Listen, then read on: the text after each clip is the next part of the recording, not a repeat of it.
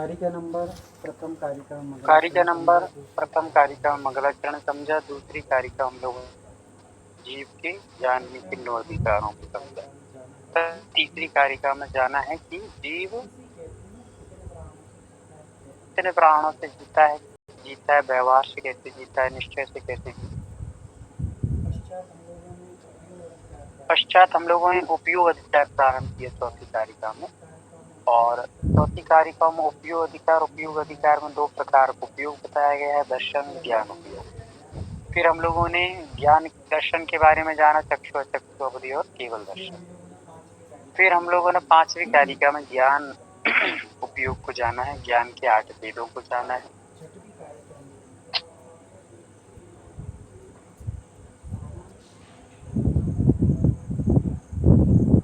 और दर्शन 8 प्रकार का ज्ञान, 4 प्रकार का दर्शन, ये व्यवहार नहीं किया जाते, सामान्य जीव का लक्षण बताया गया। और निश्चय ने से शुद्ध ज्ञान और दर्शन जिसमें पाया जाता है वही जीव है, ये शुद्ध ने से जीव का लक्षण बताया गया। तो हम लोगों ने आगे आज अपन 7 नंबर की कारिका को समझेंगे। उससे पहले किसी को कोई भी जिज्ञासा हो, कुछ पूछना हो तो आप लोग पूछ सकते हैं, कोई डाउट रह गया हो तो पूछ सकते हैं, अन्यथा फिर अपन आगे बढ़ेंगे।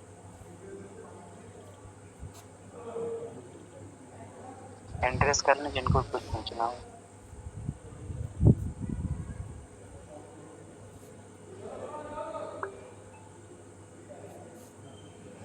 हाँ पूछिए अवधि। भैया जी वो स्रोत ज्ञान का मैंने नहीं पढ़ा था, अंग बाह्य और अंग प्रवेश से थोड़ा सा वो बता दीजिए।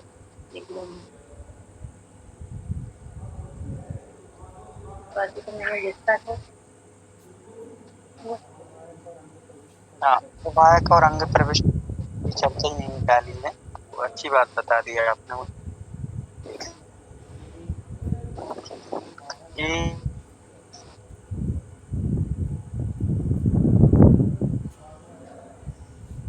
अंग बाह्य मतलब कि भगवान की जो वाणी होती है, शंकर भगवान की वाणी,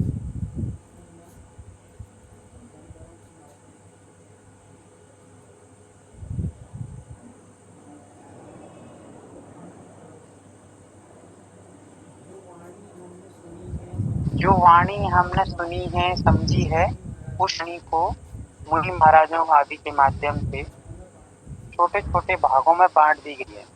जैसे प्रथमानुयोग, कर्णानुयोग, चरणानुयोग आदि की जो भागों में बांटी गई है वो सब अंग प्रविष्ट के अंतर्गत आ जाती है। इतना यहाँ पर अपन लोग समझ सकते हैं, बाकी डिटेल तो काफी सारी होती है,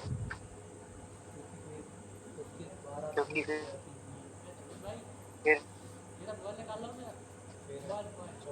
है ना, फिर 14 फूल, 11 आवाज नहीं आ रही भैया जी, आवाज नहीं आ रही।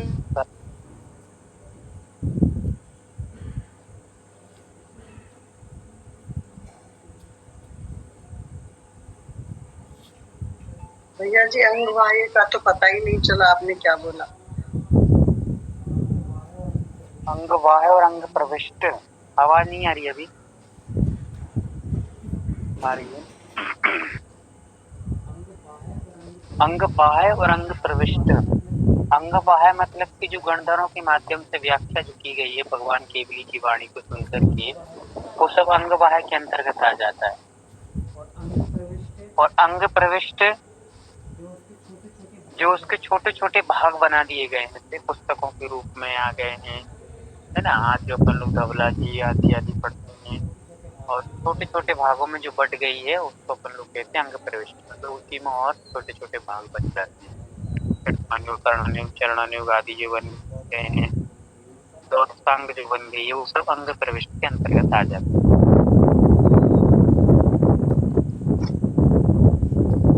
और इसकी विशेष परिभाषा अपन लोग बाद में समझ लेंगे। चलिए आज अपन लोग समझेंगे अगली कारिका को। स्क्रीन शेयर तो यदि के अनुकूलता हो दीदी कर सकते हैं। कोई कर रहा है, नहीं तो मैं करूं।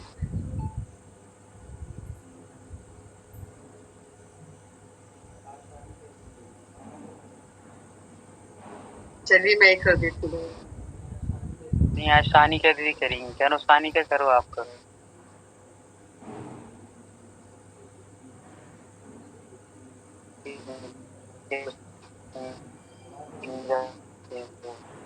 अब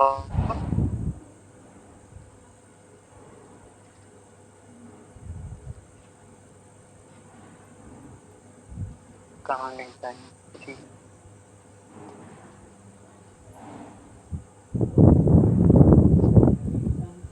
कर रही हो सानिका? अभी एंड्रेस करेंगे, यदि करना है मतलब हो रहा हो तो। भैया जी मुझे सीखना पड़ेगा, मैं कल कर दूंगी।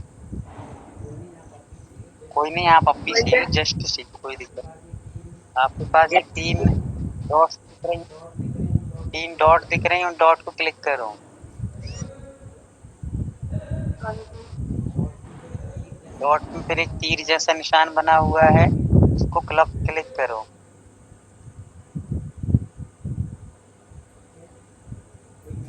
ठीक है, कोई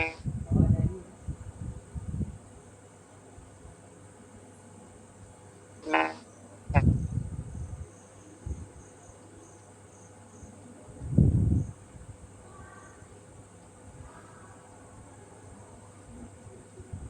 हाँ चलिए, जूली दीदी भी कर दी।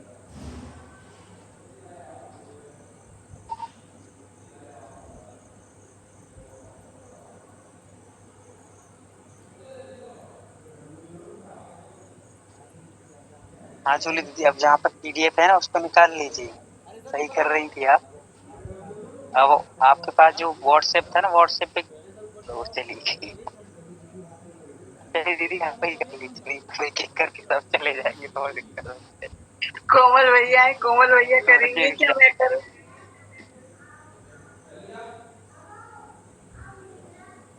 भैया जी मैं भैया जी सॉरी, मैं सीख आप भी थोड़ा सीख लेंगे, आप कर लीजिए।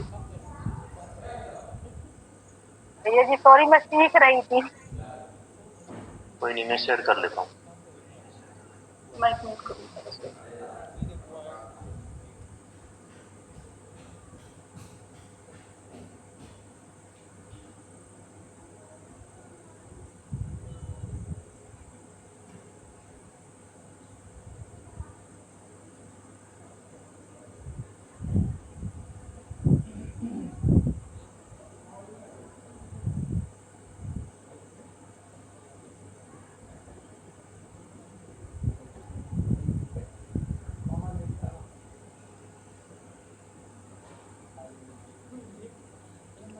हाँ भैया जी, अस्मिता शेयर कर रही है।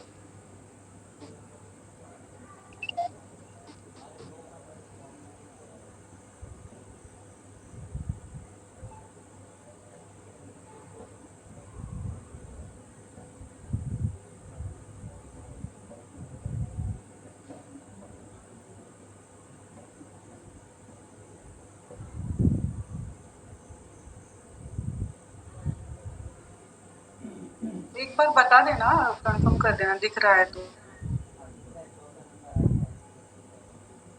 दिख रहा है।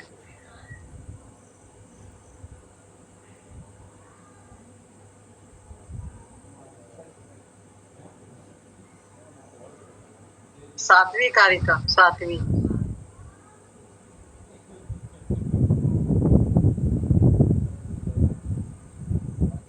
बस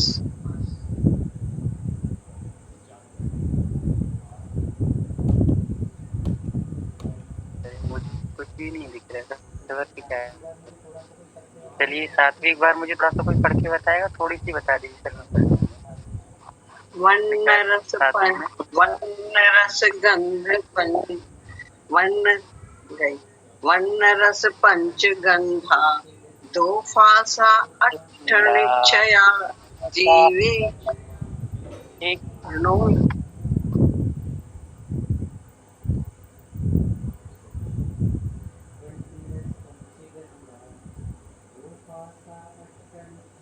दिख रहा है ना रेणु दीदी?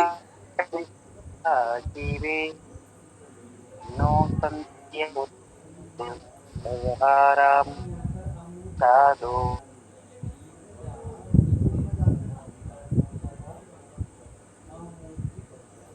मूर्तिक अधिकार का यहाँ पर वर्णन प्रारंभ किया गया है आचार्य परमेश्वर द्वारा। अब यहाँ पर बता रहे हैं आचार्य भगवान की वर्ण रस पंचगंधा। वर्ण कितने प्रकार के होते हैं? वर्ण मतलब रंग। तो रंग कितने प्रकार के होते हैं? 5 प्रकार। तो वर्ण, रस, गंध, पंच, गंधा, 5 प्रकार का वर्ण और रस।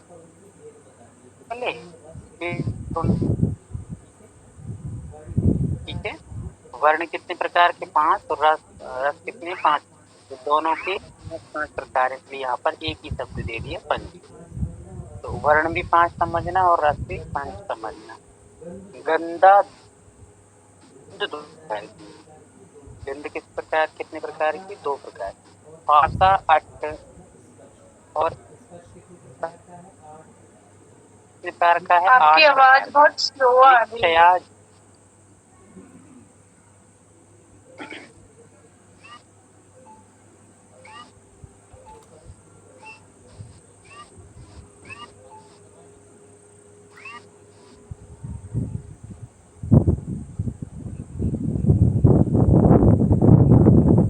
चलिए अब आ रही है। हाँ, तो वर्ण, रस, पंच। वर्ण 5 प्रकार का और रस भी 5 प्रकार का। गंधा 2, गंध 2 प्रकार की होती है। सुगंध, भाषा 8। भाषा मतलब स्पर्श। स्पर्श कितने प्रकार का होता है? प्रकार। निश्चया जीव नोपंथी। गाथा कहाँ तक समाप्त हो रही है? अमुष्टि तदु। ये तत्व शब्द जो लिखा है ना, यहाँ तक एक बात पूरी हो गई। एक बात जो कहना चाहते हैं आचार्य भगवान, वो एक बात पूरी कहाँ तक होगी? अमुष्टि तदु तक होती है। कैसे होती है उसको समझिए। वर्ण, रस 5 प्रकार के, गंधा 2 प्रकार की, पासा मतलब स्पर्श 8 प्रकार का, निश्चया जीवे नो संति। मतलब निश्चय से जीव के नो संति मतलब नहीं होते। निश्चय से जीव के ना कोई वर्ण होता है, ना कोई रस होता है, ना कोई गंध होती है, ना कोई स्पर्श होता है। क्या समझ में आया? मतलब हमारा है, यदि हम निश्चय से देखें अपना आत्मा जो है, तो आत्मा में ना तो कोई वर्ण होता, आत्मा का कोई रंग होता है क्या? नहीं होता। 5 प्रकार के जो रंग हैं, काले, पीले, लाल, काला है, पीला है, लाल है, हरा है और सफेद है। ये 5 रंग में से आत्मा का कोई भी रंग नहीं होता है। रस, रस 5 प्रकार के होते हैं, खट्टा, मीठा, चरबरा, कड़वा और कषायला। तो ये रस भी आत्मा में नहीं होता। गंधा, गंध भी आत्मा में नहीं होती। आत्मा में कोई दुर्गंध सुगंध नहीं होती। स्पर्श 8 प्रकार की। स्पर्श मतलब कि ठंडा है, गर्म है, हल्का है, भारी है, रूखा है, चिकना, ये सारी चीजें हैं। ये सारी चीजें भी आत्मा में नहीं होती। नो निश्चया जीव नो संति। निश्चय से जीव में ये नहीं पाए जाते। निश्चय से मतलब, निश्चय क्या कहता है कि मात्र ओनली आत्मा ही आत्मा है और शरीर का अभाव कर देता है। निश्चय ने किसका अभाव कर देता है? शरीर का। शरीर की बात कौन करता है? व्यवहार। शरीर की बात कौन करता है? व्यवहार करता है। पर यहाँ तो कौन कह रहा है? निश्चय से बात चल रही है। तो निश्चय में की अपेक्षा से जीव में न स्पर्श होता है, गंध होता है, ना कुछ ही नहीं होता है। राइट? आवाज आ रही हो तो एक बार थम्स अप करते रहे ताकि मुझे पता चले आपको आवाज आ रही है। मतलब आपको समझ में आ गया। राइट? पहली बात हमने निश्चय ने और व्यवहार ने से 2 प्रकार से यहाँ पर जीव को मूर्तिक भी सिद्ध किया जा रहा है और अमूर्तिक भी सिद्ध किया जा रहा है। 1 मिनट रुकिएगा, बारिश होने लगी है।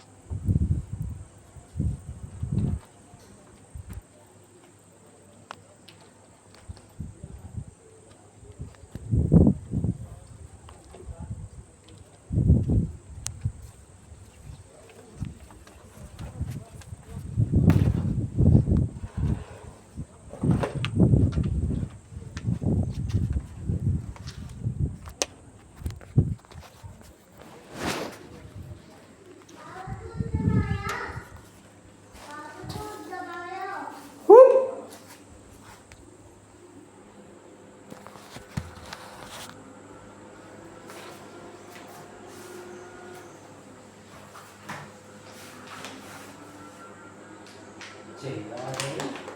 तो अपन ने इससे समझ लिया निश्चय ने से तो ये अपन बात इससे समझी समझ ली कि निश्चय निश्चय ने से से ये बात समझी। चीजें स्पर्श रस गंध वर्ण आदि चीजें नहीं स्पर्श पाई रस जाती। गंध वर्ण आदि चीज। राइट। अब व्यवहार क्या कह रहा है? अब व्यवहार क्या कह रहा है? व्यवहारा मुक्ति बंधा। व्यवहारा मुक्ति बंधा दो। मतलब व्यवहार से मतलब व्यवहार से मुक्ति जीव मूर्ति मुक्ति कर्मों को मूर्तिक बांधता है इसलिए कर्मों को कैसा बांधता है, है इसलिए मूर्ति। कैसा है मूर्तिक। उद्गल की रचना उद्गल किसके की रचना किसके माध्यम से हुई है? व्यवहार नहीं माध्यम की से हुई अपेक्षा है? से। व्यवहार हम नहीं की अपेक्षा अपना से। शरीर हम जो है मेरा अपना शरीर शरीर है जो है मेरा वो किस शरीर है, अपेक्षा से कह रहे किस हैं? अपेक्षा से कह रहे हैं? व्यवहार नहीं की अपेक्षा से कह रहे हैं। किसने की अपेक्षा से कह रहे किसने हैं? की अपेक्षा से व्यवहार कह रहे से। हैं? व्यवहार से। किंतु जब आत्मा किंतु मृत्यु को जब आत्मा प्राप्त हो मृत्यु जाती को है तो वो प्राप्त हो शरीर जाती है सब तो वो व्यक्ति रह शरीर सब जाता है व्यक्त रह जाता और है, आत्मा ओनली शेष आत्मा बचती है। शेष बचती है। तो वह आत्मा तो ही वह हम हैं, जो आत्मा ही शेष हम बचती हैं, है ना जो वही शेष हम बचती और है ना कोई वही हम हम और कोई नहीं। हम तो निश्चय नहीं। ने से तो आत्मा में न निश्चय जैसे स्पर्श आत्मा है में न न गंध स्पर्श है है, न न वर्ण गंध है है, न न रूप वर्ण है है, न न रंग है। रूप है, न ये रंग है। सारी चीजें ये निश्चय सारी निश्चय चीजें जीव में निश्चय नहीं निश्चय पाई जीव में जाती, नहीं पाई ऐसा जाती, यहाँ ऐसा पे यहाँ कह ताज है। है। और और व्यवहार से मूर्तिक है। व्यवहार से मूर्तिक है। व्यवहार से कैसा है? व्यवहार से कैसा है? मूर्तिक। मूर्तिक। मूर्तिक क्यों कहा जा रहा मूर्तिक है? क्यों क्योंकि कहा वह जा रहा है? कर्म का क्योंकि बंधन वह करता कर्म है। का बंध करता है।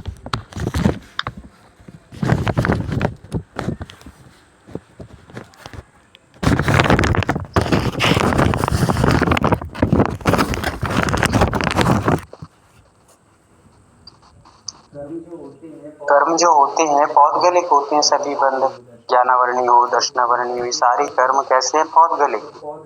तो पौद्गलिक कर्मों का बंध कौन कर रहा है?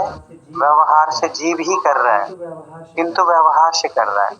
जब शुद्ध आत्मा हो जाएगी, निश्चय में आत्मा पहुंच जाएगी, तो उस समय आत्मा कर्मों का बंध नहीं करेगी। और जब कर्मों का बंध नहीं करेगी तो मिलेगा तो स्पर्श रस गंध वर्ण कुछ भी मिलने वाला नहीं है। ये हमें स्पर्श रस गंध वर्ण किसकी अपेक्षा से मिले हैं? तो पुद्गल की अपेक्षा से।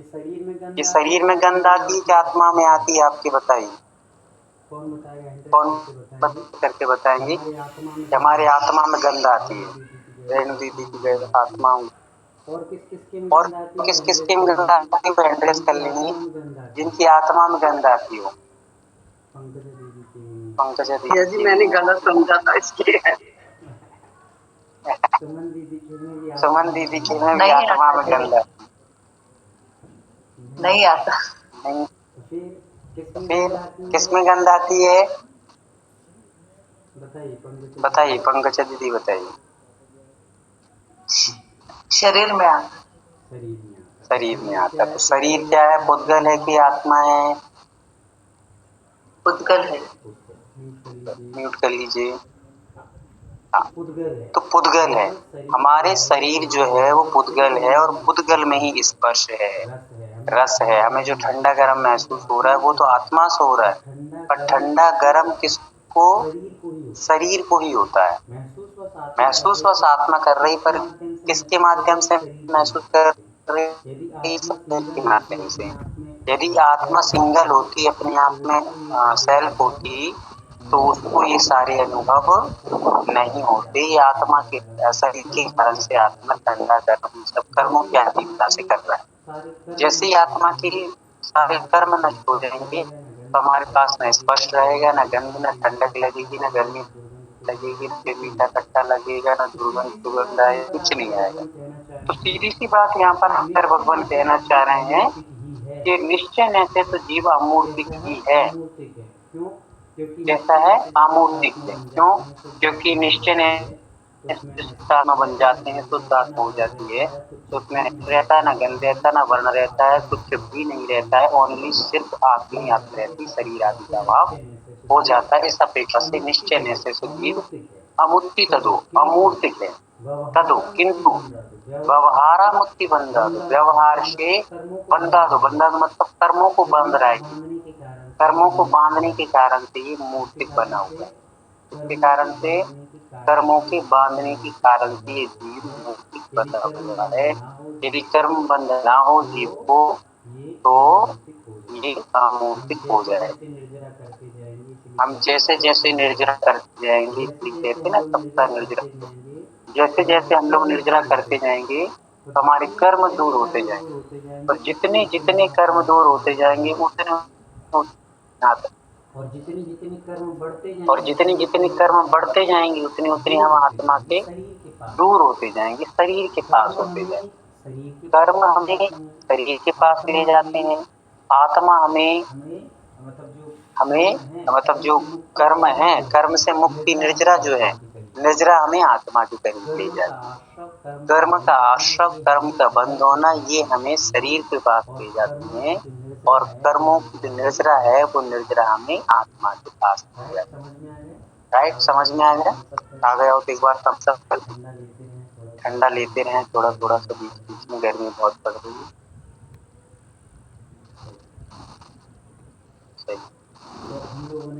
तो हम लोगों ने ये बात क्लियर कर ली है कि व्यवहार ने से जीव कर्म के बंध के कारण से मूर्तिक है, और निश्चय से जीव अमूर्तिक ही है। कैसा है? अमूर्तिक है। अब आप जब भी अपना चेहरा दर्पण में देखेंगे, इसमें देखेंगे दर्पण, तो आप दर्पण में देख करके चेहरे को देखेंगे, और देख करके चेहरा क्या कहेंगे कि मैं सुंदर हूँ। तो सुंदर कौन है?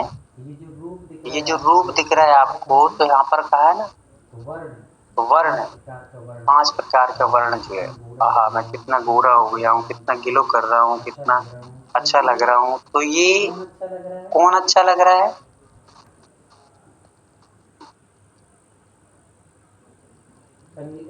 संगीता दीदी कौन अच्छा लग रहा है?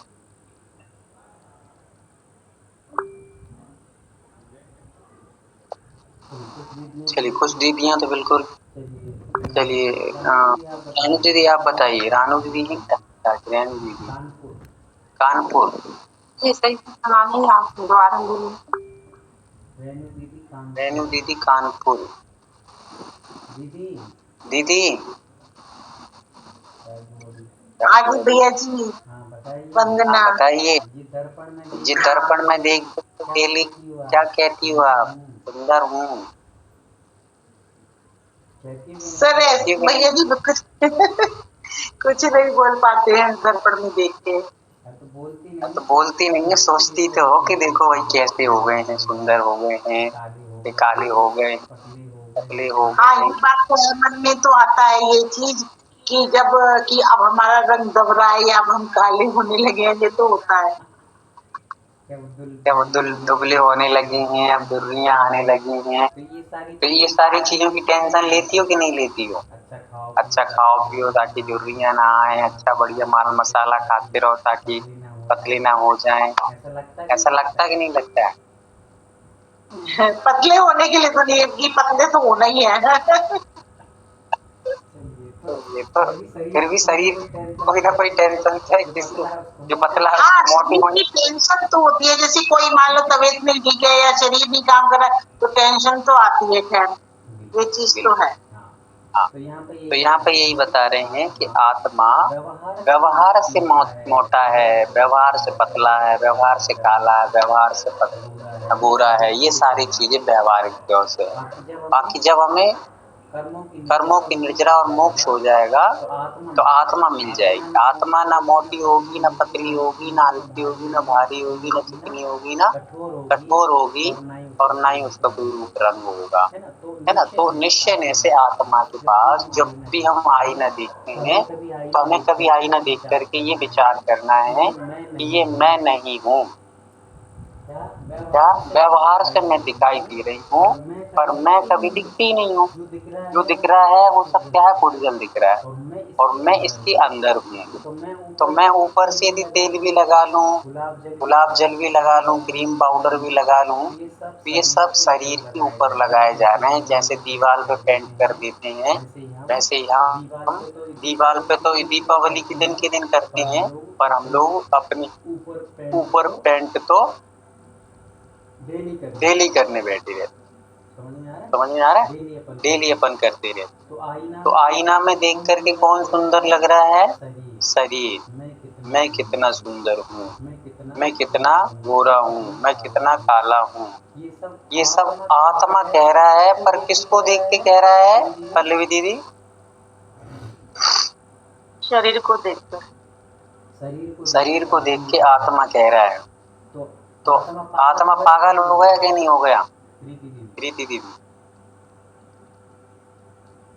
हाँ, शरीर को देख के कह रहा है तो पागल हो गया। तब बता, सब लोग पागल खाने बंद हो जाना चाहिए पर सबको, है ना, क्योंकि आत्मा पागल हो गया है। ऊपर की शरीर जो है ही नहीं है, तो कह रहा है कि मोटा हूँ, काला हूँ, पतला हूँ, गोरा हूँ, हल्का हूँ, भारी हूँ। जब हम है ही नहीं है ये चीज, तो किसके लिए कह रहे हैं कोमल भैया? वंदना भैया जी। शरीर बहुत हल्का होता था। जी भैया जी। आत्मा पागल हुआ कि नहीं हुआ? आत्मा पागल नहीं हुआ है, वो पुद्गल मूर्ति शरीर को कह रहा है। हाँ, तो वही तो कह रहे हैं ना कि देखो, जो चीज अपनी है ही नहीं उसके लिए रो रहा है, तो पागल तो हो ही रहा है। जो चीज अपनी है ही नहीं है उसको छोड़ना नहीं चाहता। अब एक व्यक्ति ने जग पकड़ लिया, जग समझ पानी पीने वाला जग, कब समझ लो, तो वो कब पकड़ लिया है। अब वो कह रहा है कि ये मुझे छोड़ ही नहीं रहा है, ये मुझे छोड़ ही नहीं रहा है। कि वो छोड़ नहीं रहा है कि ये नहीं छोड़ रहा है? बताइए, कौन किसको नहीं छोड़ रहा? शरीर तो जीव जीव शरीर को नहीं छोड़ रहे हो। शरीर को नहीं छोड़ रहा है ना, जबकि वो उसका है ही नहीं है, फिर भी पागलपंथी में लगा हुआ है। सुबह से लेके शाम तक मुझे बताइए, निर्जरा के लिए ज्यादा कठिन परिश्रम करना पड़ता है या फिर शरीर की सेवा के लिए ज्यादा कठिन परिश्रम करना पड़ता है? किसके लिए ज्यादा करना पड़ता है?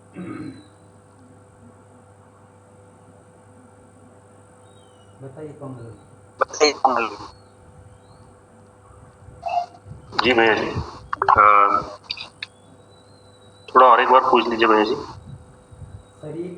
शरीर के लिए ज्यादा, शरीर के पालन पोषण के लिए ज्यादा मेहनत करना पड़ता है या आत्मा के मतलब आत्मा को निर्जरा या कर्मों से मुक्त करने के लिए ज्यादा मेहनत करना पड़ता है? शरीर को तंदुरुस्त रखने के लिए ज्यादा मेहनत करनी चाहिए। तंदुरुस्त रहे तब तो, तंदुरुस्त कितना रहता है बताइए? जो व्यक्ति ये सोचता है कि हम अच्छा खा पी लें तंदुरुस्त रहेंगे, क्या उसका ये सोचना सही है? नहीं, फिर गलत है भैया। जो व्यक्ति ये सोचता है कि नहीं खाना पीना छोड़ो, वो स्वस्थ रहेगा? वो भी पूरी तरह से स्वस्थ नहीं रहेगा, मगर स्वस्थ खाना खा के अगर हम आत्मा के पवित्रता को बनाए रखे और धर्म ध्यान में लीन होते रहे तो स्वस्थ रहेगा शरीर। देखिए, बहुत सुंदर भोजन हमने किया, ठीक है, भोजन करना आवश्यक है शरीर को चलाने के लिए, क्योंकि शरीर धर्म का साधन है। और भोजन यदि हमने कर लिया, भोजन कितना करना, भोजन यदि हमने कर लिया है और हम जाकर तुरंत बेड पे बैठ गए, बिस्तर पे बैठ गए, सोफे पे जाके बैठ गए, कुर्सी पे जाके बैठ गए, ऑफिस में जाके बैठ गए हैं, तो वो भोजन पचेगा नहीं, और पचेगा नहीं तो इंसान बचेगा नहीं। इंसान को जब तक भोजन पचे उतना लीजिए। हम लोग बहुत ध्यान से समझना, व्यक्ति खाता इतनी इत्मीनान से है, मतलब भोजन ऐसे लेता है जैसे वो बहुत बड़े पहाड़ चढ़ चढ़ के आ रहा हो, बहुत मेहनत कर रहा हो। भोजन इतने तंदुरुस्ती से लेगा कि नहीं आज ये खीर, नहीं आज ये रबड़ी, ये नहीं आज ये पराठे, तो आज पूरी, इतनी उससे लेता है जैसे बहुत मेहनत कर रहा हो। खाने के लिए तो बहुत, मतलब ऐसे खा रहा जैसे बहुत मेहनत करता हो, और मेहनत के नाम से रत्ती भर भी कोई मेहनत नहीं करता। तो जब आप कभी उन मेहनत करने वाले लोगों को देखेंगे जो मकान आदि बनाते हैं, जो सुबह ऐसी धूप में अपन तो जैसे मान लो आप दुबई में बैठे हैं तो दुबई से आप यहाँ आ जाएंगे, अपने घर आ जाएंगे। ठंडक महाराष्ट्र कर्नाटक में तो बेहतरीन पानी बारिश होगी तो और सुंदर लगेगा, वहाँ माहौल अलग हो जाएगा। अब आप ये सोचिए कि जो वहीं रहेंगे दुबई में, और दुबई में भी कई भवनों के निर्माण चल रहे होंगे, घरों के निर्माण चल रहे होंगे, तो वो उतनी 50 डिग्री की गर्मी में भी बताइए क्या अपना काम करना छोड़ देंगे और घर में बैठे रहेंगे कि कोमल भैया? जी नहीं भैया जी, अब घर में नहीं सोचो, बैठ। अब आप सोचो, इस बात को सोचो कि वे 50 डिग्री की गर्मी में भी मेहनत करेंगे, और आप मुझे बताना कि हम लोग ज्यादा भोजन करेंगे या वे बेचारे ज्यादा भोजन करेंगे?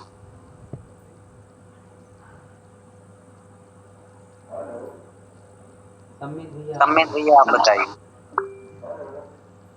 कि जो मेहनत कर रहे हैं वो मेहनत जैसा भोजन करेंगे कि नहीं करेंगे, और हम लोग बिना मेहनत के लोग ऐसा भोजन करेंगे जैसे हम ही लोग हमारी कर रहे हैं। हम ही लोग बहुत बड़े 50 डिग्री की गर्मी में घर बनाने जा रहे हो, ईंटें डाल रहे हो, रेता गिट्टी आदि डाल रहे हो, ऐसे भोजन अपन करेंगे। और बेचारे मेहनत करने वाले क्या करेंगे? 2-4 रोटी उनको जैसी तैसी जो मिलेंगी वैसी खा करके वो अपना काम चलाएं। नहीं भैया जी, जो मेहनत कर रहे हैं वो लोग ज्यादा खाने चाहिए।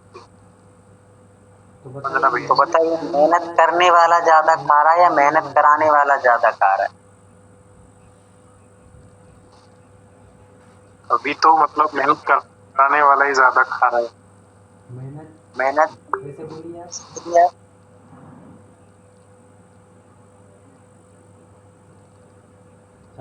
सम्मित भैया फिर से बोलिए, क्या बोल रहे भैया जी आपकी आवाज नहीं है। मेहनत कराने वाला अभी ज्यादा खा रहा है भैया। हाँ, मेहनत कराने वाला ज्यादा खा रहा है और मेहनत करने वाला बहुत कम खा के भी तंदुरुस्त है, स्वस्थ है, मस्त है। और यहाँ बिना मेहनत के जो मेहनत जैसा खा रहा है वो अस्वस्थ है, परेशान है, डायबिटीज, शुगर, एंजाइटी, बहुत सारे प्रॉब्लम उसको बने हुए हैं।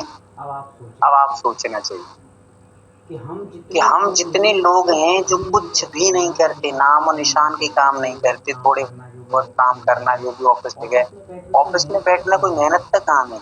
हमारी मानसिक मेहनत हो रही, शारीरिक मेहनत नहीं होती। शारीरिक मेहनत करने वालों को भोजन अलग टाइप से होता है, मानसिक मेहनत करने वालों का भोजन अलग टाइप का होता है। अब जैसे जितने भी अपन लोग बैठे हैं इनमें बहुत सारी और भी, जो मान लो अपने जैन लोगों में इतने भयंकर तरीके से भोजन बनता है, खाया जाता है। शाम को पराठे बनेंगे, दोपहर में बढ़िया ये खा लो, वो खा लो, इधर का उधर का खा लो, फिर सुबह अच्छा खासा खा लो। भयंकर तरीके से भोजन। अभी हम लोग यहाँ वहाँ जहाँ तहाँ जाते रहते, दिल्ली इधर उधर, तो क्या गरिष्ठ भोजन करते हैं, तलाया एकदम, और एकदम मीठा और रबड़ी, मेवा, गुलाब जामुन, ये सब बहुत सारी चीज।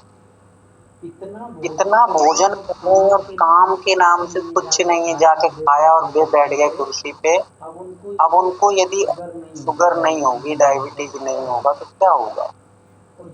और जो मेहनत कर रहे हैं वे बेचारे बांध करके सुबह से 4-5 रोटी बांध कर ले जाते हैं। जैसे 12-1 बजे उन्होंने 4-5 रोटी खाएंगे, वही बिना सब्जी के, मात्र नमक, मिर्ची की चटनी बनाई उन्होंने, उसी से खाया, और बहुत अच्छे से काम करते हैं। और काम करने के बाद व्यवस्थित तरीके से आते हैं, खूब अच्छी कर्राटे के साथ नींद लेते हैं और स्वस्थ रहते हैं। अस्पतालें किससे भरी पड़ी हैं? दिव्यांका दीदी,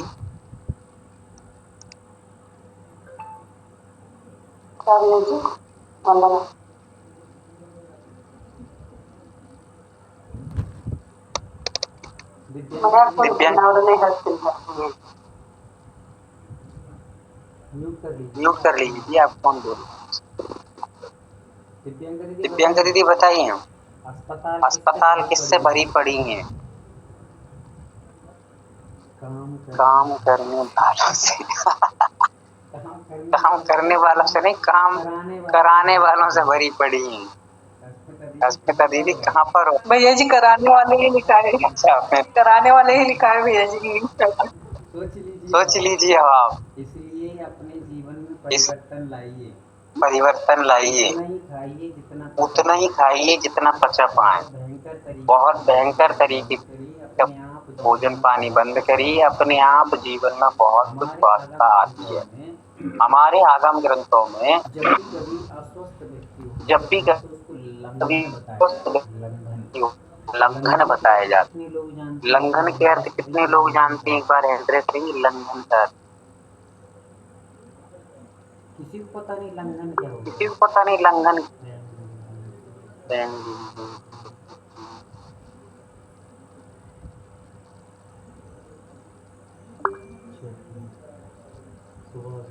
सुभाष भैया आ गए। नहीं भैया जी था, मैं पहले से, भैया जी मैं पहले से है, अभी जस्ट एक कॉल आया था करके जस्ट लोग उठो। चलिए कोई बात नहीं। बहुत अच्छा। तो लंघन का अर्थ क्या होता है इसमें दीदी बताइए? कन्नड़ रसांगड़ तो एक समझ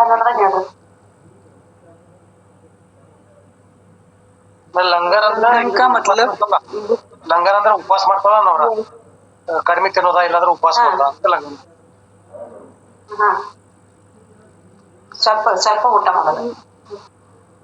ಸ್ವಲ್ಪ ಊಟ ಮಾಡೋದ್ರಿ, अनाहार कुछ भी नहीं करना है, कुछ भी उल्टा सीधा नहीं खाना है, अतिक्रमण नहीं करना है, पेट में अतिरिक्त भोजन नहीं डालना है। हाँ हाँ हाँ।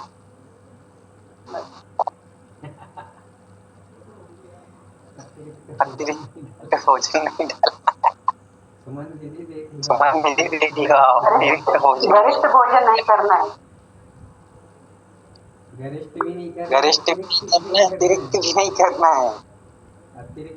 अतिरिक्त करेंगे तब करना नहीं है भैया जी। हाँ सीधी बात है। हाँ सीधी बात है, भोजन करें नहीं। अतिरिक्त डालेंगे तो अतिक्रमण होगा, और जैसे ही अतिक्रमण होगा फिर धाराएं लगेंगी, फिर पर्चियां कटेंगी, फिर दवाएं भी चलेंगी।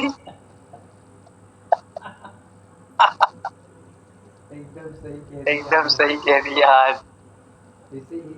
इसीलिए आज से नियम बना लीजिए, सुबह 2 रोटी, शाम को 2 रोटी, फ्री। शाम को एकदम हल्का भोजन कीजिए। रोटी ना खा करके हम लोगों को शाम को हल्का भोजन करना चाहिए। अन्न का जितना आप सेवन कम करेंगे, आप लिक्विड पदार्थ ज्यादा लीजिए। आप मानसिक मेहनत करते हैं और शारीरिक मेहनत के लिए कभी भी ये मत सोचो कि हम अच्छा भारी भोजन कर लेंगे तो उस मेहनत हम भी करते हैं, झाड़ू पोंछा करते हैं, ऊपर से कपड़े डाला निकाला उतारा, ये सब चमाचमी करना, इतनी ये कोई मेहनत नहीं है। ये मेहनत सामान्य मेहनत कहलाती है। इसके लिए 2 रोटी पर्याप्त है। 4 रोटी ले लीजिए, 6 ले लीजिए, सुबह ले लीजिए, सुबह 10 रोटी ले लीजिए, पर फ्री हो जाएगी। शाम को ओनली 1 आप लोग शाम को सामान्य भोजन लीजिए। ऐसा भोजन एकदम सामान्य भोजन लीजिए।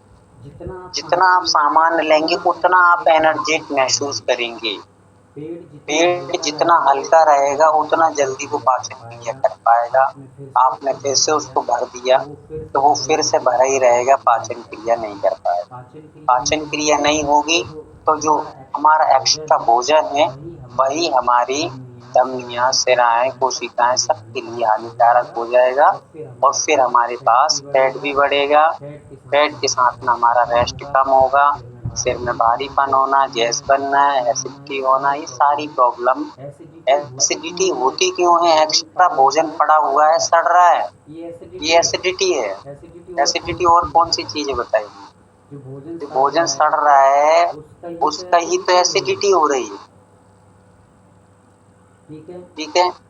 जैसे आपने कभी देखा होगा कि जब भोजन पचता है, मतलब कभी आपने कुकर में दाल बनाई, ठीक है, कुकर में दाल बनाई आपने, तो कुकर की जो दाल उबलती है तो उसकी जो हवा नहीं निकलती, कुकर में भी हवा बनती ना, जो हवा नहीं निकलेगी तो वो क्या करने लगता है, ऊपर से पानी निकलने पे हो जाता है ना, लीकेज होने लगता है।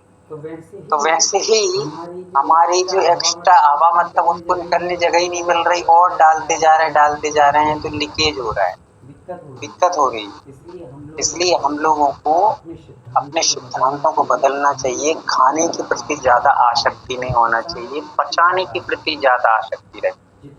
जितना खा रहे हैं उतना डबल मेहनत करिए तो अपने आप आपको भूख खुल के लगेगी, खुल के भूख लगेगी तो आपको भोजन पचेगा, भोजन पचेगा तो जीवन बहुत सुंदर बचेगा, चलेगा आराम से, हंसते मुस्कुराते जीवन कट जाएगा। इसलिए शाम को क्या करना चाहिए, तो शाम को आप दाल का पानी और लौकी का पानी पीजिए। लौकी का पानी जितना आप पिएंगे उतना आपको बड़े से बड़ा रोग भी होगा यदि कोई, तो आपका वो रोग बहुत जल्दी से शांत हो जाएगा। मात्र लौकी का पानी पीना है, उबाल करके लौकी ले लीजिए, लौकी खाइए, लौकी का पानी पीजिए, है ना। और शाम को थोड़ी बहुत सलाद ले लीजिए, सैलेड ये ले लीजिए। फिर आप इसका उपयोग करके देखिए, जिनको भी फैट बढ़ रहा है या जिनको भी एसिडिटी बढ़ती है, जिनको भी कोलेस्ट्रॉल बढ़ रहा है, ये लोग थोड़ा सा इतना करके देखिए। सुबह अच्छा भोजन ले लो, डट के 25-50 रोटी खा लो, कोई दिक्कत नहीं। और शाम को एकदम लौकी उबाल करके, भले उसमें थोड़ा सा टमाटर मिला लो, आपको स्वाद के लिए कुछ जो भी चाहिए वो मिला लो, जो भी चाहिए मतलब तो ऐसा नहीं है, थोड़ी बहुत नमक मिर्ची जो मिलाना आपको मिला और उसको फिर ले लीजिए। तो ये बेहतर तरीके से आपके पूरे डाइजेशन को, आपके ब्लड सर्कुलेशन को, और साथ में भस्त्रिका डेली करिए। भस्त्रिका जानते हैं आप लोग, भस्त्रिका क्या होती है? भस्त्रिका अकेले करिए। कभी भी आपको जो पेट संबंधी कई मतलब जो भी है यहाँ पर लोग जुड़े हैं, पीरियड संबंधी जिनको प्रॉब्लम होती हैं, वे नियम से मात्र 2 मिनट 5 मिनट के लिए भस्त्रिका डेली करना चालू कर दीजिए। और भस्त्रिका के साथ एक काम और करना है आपको, आपने 5 से 10 माह या 21 का 3 राउंड में भस्त्रिका करिए। भस्त्रिका आपने 21 राउंड मतलब 21 बार ऐसा छोड़ करके किए। फिर उसके बाद आप थोड़ा सा रेस्ट करिए। रेस्ट करके आपने कभी देखा होगा जैसे कहीं आप शादी विवाह में गए हो और ऐसा आपको अवसर आया होगा कि मान लीजिए टॉयलेट एक ही है और आपको प्रेशर बन गया है, शौचालय एक ही प्रेशर बना, तो उस समय हम क्या करते हैं, अपने मल द्वार को खींच करके रखते हैं अपने कंट्रोल के लिए। तो ये कंट्रोल पावर है। वैसे यहाँ पर आयुर्वेद ग्रंथ कह रहा है कि आप थोड़ा सा भस्त्रिका करिए और फिर एकदम बैठ करके आप और अपने मल द्वार को खींच करके रखिए जितनी देर हो सके। फिर आप गहरी सांस को मल द्वार को नीचे करिए, फिर भस्त्रिका करिए। फिर आप करिए, ये काम आप करिएगा तो आपके पीरियड, किसी को भी ये पीरियड संबंधी प्रॉब्लम जिनको भी होती है कभी भी ये प्रॉब्लम नहीं होगी, क्योंकि आपका पेट अपने आप में उसको एब्जर्व करने के लायक हो जाएगा और कंट्रोल करने के लायक हो जाएगा, पावरफुल हो जाएगा। ये कार्यों को हमें करना चाहिए। ये देखना है तो बहुत जरूरी है, आवश्यक विषय है। तो ये शरीर के प्रति आसक्ति कम करिए और शरीर को स्वस्थ रखने के लिए को बहुत भारी मत बनाइए। आप मेहनत के लिए थोड़ा सा योगा करिए सुबह उठ करके, ठीक है। आगे चलिए। तो शरीर हमारी आत्मा ना तो रूप रंग रस वाली है न गंध वाली है, ये अमूर्तिक है, इसमें कोई चीज नहीं पाई जाती है। शरीर मात्र कर्मों का बंध किया हमने, तो कर्म के बंध के कारण हमें शरीर मिला है, इसके कारण से मूर्तिक रूप दिखाई देती है, ठीक है। बाकी प्योर आत्मा जो हो जाएगी तो वह कभी भी मूर्त रूप नहीं, वो कभी दिखने वाली के कारण से दिखाई चलते। किसी को इसमें कोई डाउट हो तो पूछने के लिए आप लोग एंट्रेस कर सकते हैं, अन्यथा आगे समझेंगे अगली। जी भैया जी, किसी कोई डाउट है आप पूछिए। भैया जी जैसे अभी अपन ने पढ़ा कि मूर्तिक जो होता है जिसमें स्पर्श रस गंध वर्ण ये पाए जाते हैं, तो पुद्गल शरीर को मूर्तिक माना है, तो कर्म पुद्गल है मतलब मूर्तिक है कि नहीं है? कर्म मूर्ति इसलिए तो कर्मों से तो शरीर मिला है, अपने ज्ञानावरण ये सब कर्म है, शरीर मिला है, नाम शरीर किससे मिला है? नाम कर्म के उदय से मिला है। पांच अपन ने शरीर पढ़ के आए थे ना, गति इंद्रिय का योग दशा, मतलब ये सॉरी ये तो वगैरह आ गया। नाम के जब भेद पढ़ते हैं ना, तो नाम कर्म में शरीर आता है। शरीर नाम कर्म के कारण से मिला है। सांस की श्वास अपन को नाम कर्म के कारण मिली है। हाथ पैर अंगों पांगों श्वास ये सब नाम कर्म के उदय से मिला है। सब चीज अलग अलग बैठी है। आंखों में जो रोशनी मिली वो अपन को दर्शनावरणी कर्म के चक्षुषम से मिली, चक्षुदर्शक। हम शरीर से जो स्पर्श आदि कर पा रहे हैं वो हमें चक्षु दर्शनावरणी कर्म के चक्षुषम से मिली है। तो सब कर्म के ही कारण से ये सब चीजें मिली हैं। जैसे कर्म नाम कर्म खत्म होगा शरीर खत्म हो गया। इसलिए नाम कर्म कब तक चलता है? 13वें गुण स्थान तक चलता है कि नहीं चलता है? और आगे भी चलता है। नाम कर्म 13वें गुण स्थान से भी आगे 14 तक चलता है। क्यों चलता है? क्योंकि शरीर जुड़ा है। शरीर जहाँ खत्म नाम कर्म जहाँ खत्म हो जाएगा वहाँ शरीर खत्म हो जाएगा। ठीक है। ज्ञानावरणी दर्शनावरणी, हमारा ज्ञान का आवरण दर्शनावरण कहाँ तक है? 12 स्थान तक है। 13वें गुण स्थान में जाति ज्ञान दर्शन ये सब खत्म हो जाएंगे। फिर हमें चक्षुओं की जरूरत नहीं पड़ेगी। दर्शनावरणी कर्म तो पूर्ण रूप से क्षय हो जाने के कारण से अब हमें आंखों से देखना नहीं पड़ेगा, ज्ञान अपनी आत्मा से देखें। किंतु शरीर तो है। शरीर क्यों है? क्योंकि नाम कर्म हो गया। शरीर जिस दिन चला जाए तो दिन नहीं, नाम कर्म जिस दिन चला जाएगा उस दिन शरीर चला जाएगा। तो ऐसे करके हम समझ कर्म से ही कर्म ही अपन को बहुत बड़ी करा रहे हैं।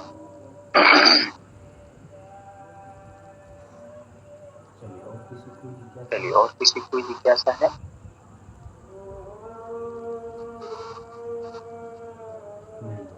नहीं। अपन लोग आगे चलेंगे। ये छोटे छोटे अधिकार हैं, कोई बहुत कठिन नहीं है, पर इसमें बस इतना ही समझना है कि आत्मा कैसा है। ये रियलिटी समझने वाली चीज है। ये आत्मा हमारा निश्चय नहीं से। तो जब हम भी ध्यान में बैठे हैं, सामायिक में बैठे हैं, तो हमें यही चिंतन करना है कि हमारा शरीर आत्मा हमारा इस शरीर से रहित है। देखिए ध्यान के समय हमें आत्मा का चिंतन करना चाहिए और भोजन के समय हमें शरीर का चिंतन करना चाहिए। इसका चिंतन जब हम लोग ध्यान में बैठे तो आत्मा का चिंतन और भोजन के समय शरीर का चिंतन करना चाहिए। इस शरीर को जितना आवश्यक है उतना ही देना है। अनावश्यक देंगे तो ये शरीर हमारे लिए खुद देना बंद कर देगा। कोई भी चीज ओवरफ्लो हो जाती है तो वो हमारे लिए खुद बाढ़ का कारण बन जाती है। जैसे बाढ़ें आती नदियों में, तो नदी में पूर क्यों आता है, बाढ़ क्यों आती है? क्योंकि एक्स्ट्रा हो चुका है। ठीक है, एक्स्ट्रा क्या हुआ है? क्योंकि कचरा ज्यादा आ गया। बाढ़ कभी भी साफ पानी की नहीं आती।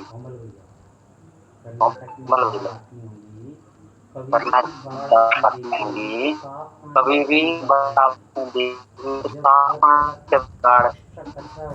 जब बहुत ज्यादा हो जाता है में फंसा है तो पानी को ले आता है। आवाज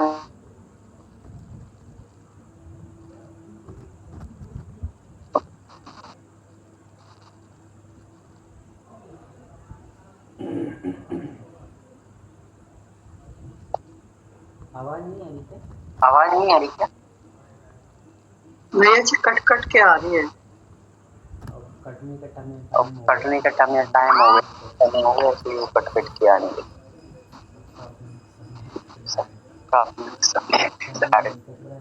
बस कर्म ही नहीं कट रहे, वहां पे सब कुछ कट रहा है। ठीक है, तो क्या बोल रहा था ना, बाढ़ जब भी आती है तो कचड़े वाले पानी से आती, गंदे पानी से आती, ना कि साफ सुथरे पानी से कभी बाढ़ आती। तो वैसे ही हमें यदि रोग हुए हैं तो हमें रोग क्यों हुई है? क्योंकि हमने अपने अंदर एक्स्ट्रा बाल डाल दिया है, और एक्स्ट्रा में भी जो कचरा था हमारे शरीर के लिए सही नहीं था वो हमने डाल दिया है। इसके सारे रोग जो है वो बाढ़, ये बाढ़ों से सिद्धांत लेना चाहिए। बाढ़ समझ में आ रहा है ना मतलब भैया? जी भैया जी। जो बाढ़ आई है, कभी आपने कर्नाटक में डेली हर बार आती है, नदियां भर जाती है, तो आपने देखी होंगी कई बार कि जो बाढ़ आती है उनमें सब कचड़े से बाढ़ आई है। अधिक गंदा पानी आ गया है, यहाँ पे वहाँ पे कचरा इकट्ठा हो जाता है, उसके कारण से बाढ़ आती है। कभी साफ कंचन साफ स्वच्छ पानी की बाढ़ नहीं आती। सही है कि गलत है? सही में। सही है। तो वैसे ही शरीर में जो बाढ़ आई है, बाढ़ मतलब रोग आए हैं। तो रोग क्यों आए हैं? क्योंकि हमने एक्स्ट्रा डाल दिया, जितना जरूरत नहीं थी उतना डाला। वो डाला भी कैसा है? कचरा डाला है। कचरा मतलब जो अनावश्यक था वो डाल। इसके कारण से ये शरीर में जो इतने किलो आ रहे हैं, इतने रोग आ रहे हैं, वो सब इसी कारण आ रहे हैं। सिद्धांतों को हमें प्रकृति से लेके चलना चाहिए। प्रकृति हर चीज का सिद्धांत बताती है, पर हम लोग होश में नहीं। जब हम बाढ़ देख रहे हैं डेली, और समझना चाहिए उस बाढ़ पे कि बाढ़ क्यों आई है। साफ पानी से बाढ़ नहीं आई, कचरा इकट्ठा हो गया, गंदा पानी इकट्ठा हो गया, गंदगी के कारण से बाढ़ आई है। तो ये सिद्धांत हमें पेट से जोड़ लेना चाहिए कि जैसे गंदा पानी जाएगा तो बाढ़ आ जाएगी, वैसे हमारे शरीर में जब गंदा भोजन जाएगा तो रोग उत्पन्न करेगा। अश्विनी दीदी कुछ पूछ रही हैं आप केंद्र से? आपका नहीं भैया जी, पहले से ही था।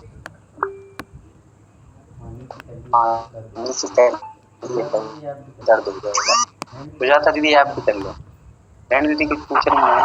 जी भैया जी आज मैं ये कह रही थी कुछ नए सदस्य जुड़े हैं, उनका भी एक बार स्वागत कर लेते हैं। और मीटिंग है क्या?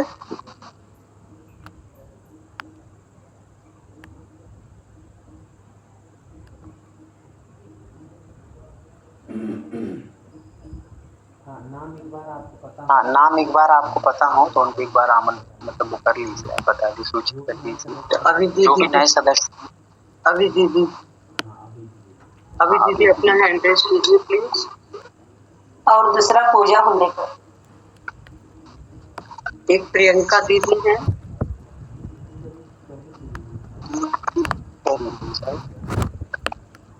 और एक है पूजा हुंडेकर। पूजा दीदी है। पूजा जी अपना हैंड रेस।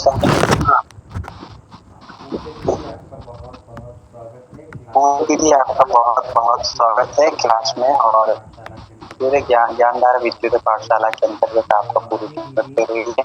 अभी दीदी नाम तो मुझे पता नहीं है, आप लिखा आ रहा है, तो अभी दीदी आपका भी बहुत बहुत स्वागत है। पूरी टीम आपका स्वागत कर रही है। आप निरंतर डेली जुड़ेंगे तो आपको शायद बहुत कुछ समझ में आएगा। अभी प्रारंभ में आपको 1-2 दिन थोड़ा सा जमने में टाइम लगेगा, और जब आप जम जाएंगी पूरी टीम से जुड़ जाएंगी तो ये परिवार की तरह टीम काम कर रहा है। और फिर थोड़ी सी मस्ती भी होती है, थोड़ी सी पढ़ाई भी होती है, थोड़ी सी और सब ज्ञान का आयुर्वेद भी चलता है, सब चीज चलती है इसमें। तो आप लोग जुड़ते रहें, निश्चित तौर से धीरे धीरे सारी चीजें आपको समझ में आएंगी। और एक और दीदी कौन सी जुड़ी है? प्रियंका दीदी। प्रियंका दीदी आपका भी खूब स्वागत है, स्वागत करती है।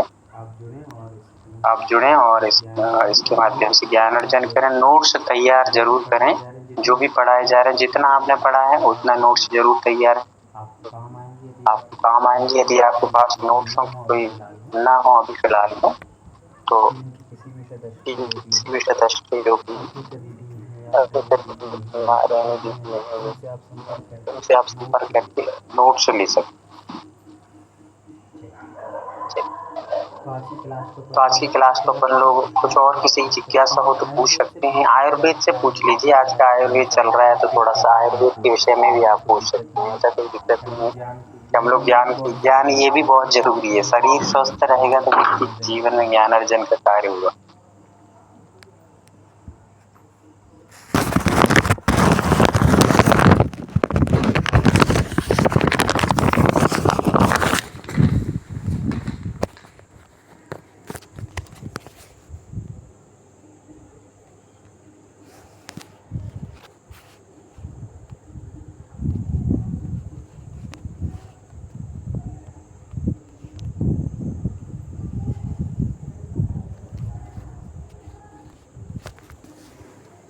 चलिए, किसी कुछ नहीं पूछा? हाँ दीदी पूछ। भैया जी, शरीर में अगर वात हो और उसके कारण मतलब कई शरीर पे कई जगहों पे सूजन आ जाती है या फिर